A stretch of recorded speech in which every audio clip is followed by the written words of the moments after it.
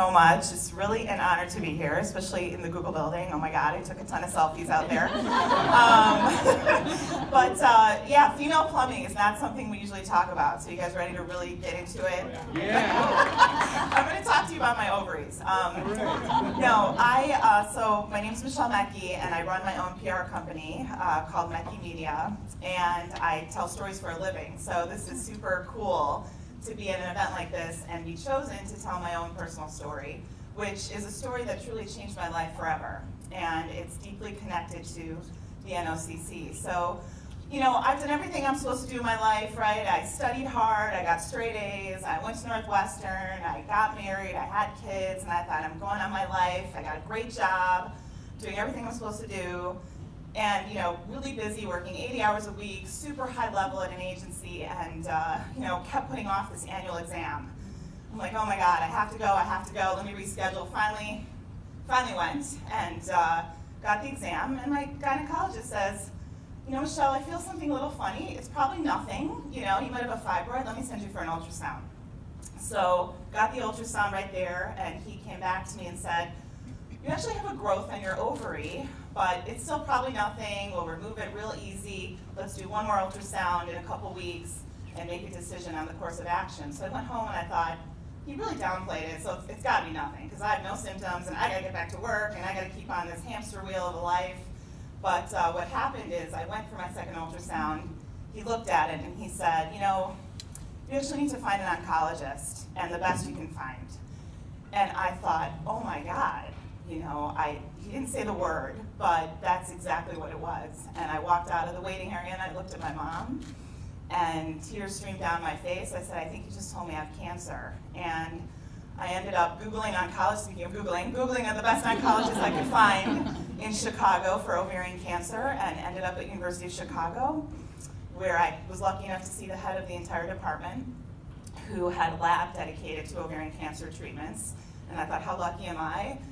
But I thought, this can't really be cancerous. I don't have any symptoms. And he, you know, truly examined me, came out of the results where he called my husband in and said, you know, Michelle, you're a young woman with a very large tumor, and there's truly only a 10% chance it's benign, and we have to have surgery right away.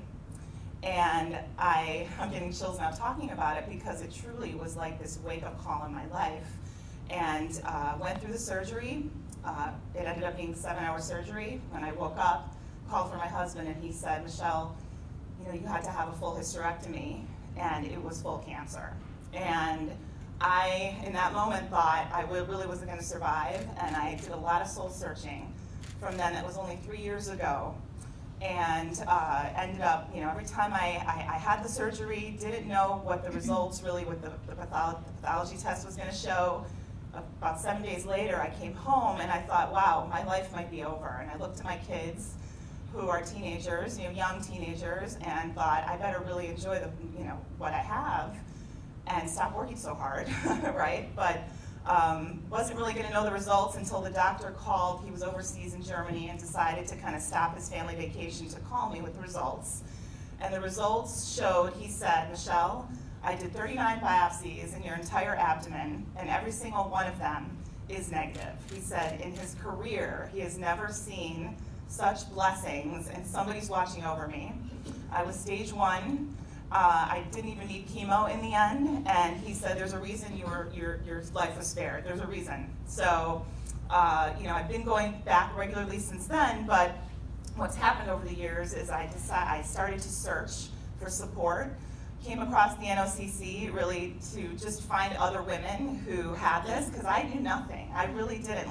Like you said, nobody talks about it, and it led me on a journey where I decided to start my own company and represent my own clients, and one of those clients is now the NOCC. I've been able to promote events and give them PR that they've never had before, helping with fundraising, helping actually really contribute to the cause and save other women going through this. You know, the main goal of the organization is really to raise funds to help research and to find an early detection test, because truly this is a silent killer.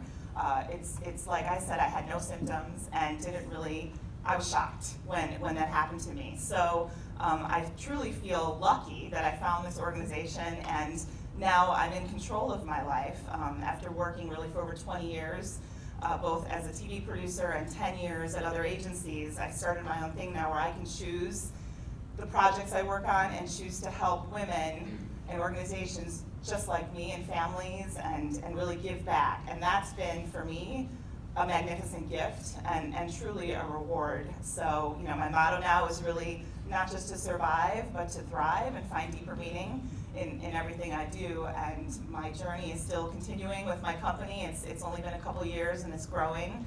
But I thank you for inviting me to speak and tell the story, which is very personal to me, but I hope there's a lesson in there for everybody about really savoring the moment and finding what your true passion is, because that really is what my journey has led me to. So thank you.